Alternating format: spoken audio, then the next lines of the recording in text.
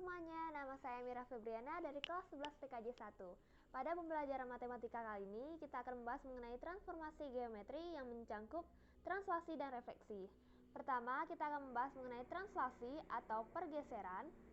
Adalah suatu transformasi yang memindahkan setiap titik pada bidang dengan jarak dan arah tertentu. Untuk lebih jelasnya, kita lihat gambar berikut ini. Ada suatu koordinat x, y, dengan P adalah titik awal dalam sebuah translasi yang akan digeser dengan AB. A itu menandakan jarak dan arah perpindahan secara horizontal yang berarti adalah perpindahan atau pergeseran pada bagian X, dan B-nya menandakan jarak dan arah perpindahan secara vertikal yang menandakan perpindahan secara Y. Jadi akan menghasilkan bayangan atau P aksen X plus A, Y plus B. Kita masuk ke contoh soal. Titik A, min 1,4 ditranslasikan dengan matriks translasi T 3, min 2, maka tentukan bayangan A. Kita masukkan rumusnya, X, Y, T sama dengan AB, maka akan menghasilkan X plus A, Y plus B. Jadi bayangan A-nya adalah min 1,4 ditranslasikan 3, min 2, maka A aksennya min 1 ditambah 3, 4 dikurang 2. Jadi bayangan A adalah 2,2. Kita lanjut ke refleksi atau pencerminan. Adalah suatu transformasi yang memindahkan setiap titik pada bidang dengan menggunakan sifat bayangan cermin. Ada 4 refleksi yang akan kita bahas. Yang pertama adalah pencerminan terhadap sumbu X. Pada pencerminan terhadap sumbu X, jika A, X, Y, refleksi sumbu X, maka akan menghasilkan A aksen X, Y, min Y. Jadi matriksnya akan menghasilkan 1, 0, 0, min 1.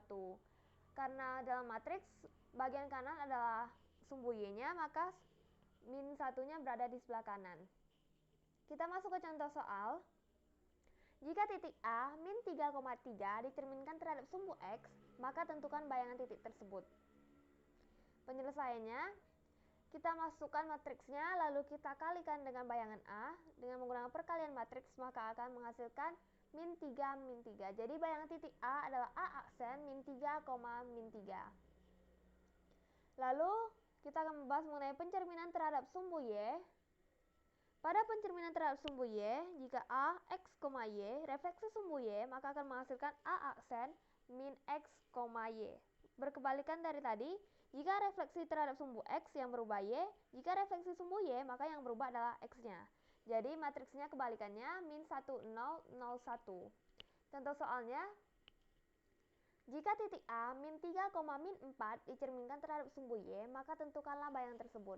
Penghitungannya sama seperti tadi, kita masukkan matriksnya, lalu kita kalikan dengan bayangan A-nya, maka akan menghasilkan 3, min 4.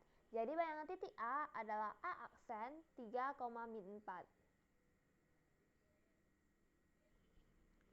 Lalu selanjutnya adalah pencerminan terhadap garis Y sama dengan X. Pada pencerminan terhadap garis Y sama dengan X, maka akan menghasilkan jika A, X, Y, refleksi Y sama dengan X, A aksennya adalah Y, X, jadi bertukar posisinya. Maka matriksnya 0, 1, 1, 0. Kita masuk ke contoh soal. Jika titik A, min 1,2 dicerminkan terhadap garis Y sama dengan X, maka tentukanlah bayangan titik tersebut. Penyelesaiannya sama seperti sebelumnya, kita masukkan matriksnya dan juga bayangan A-nya. Di sini perkalian matriksnya 0 dikali min 1 ditambah 1 dikali 2, lalu min 1 dikali 1 ditambah 0 dikali 2, maka hasilnya adalah 2, min 1. Jadi bayangan titik A adalah A aksen 2, min 1.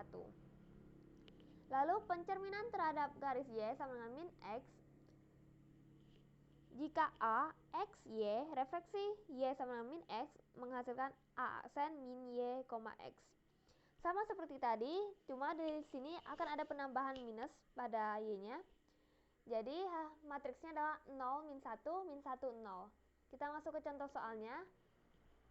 Jika titik A, 1,2 dicerminkan terhadap garis Y sama dengan min X, tentukanlah bayangan tersebut.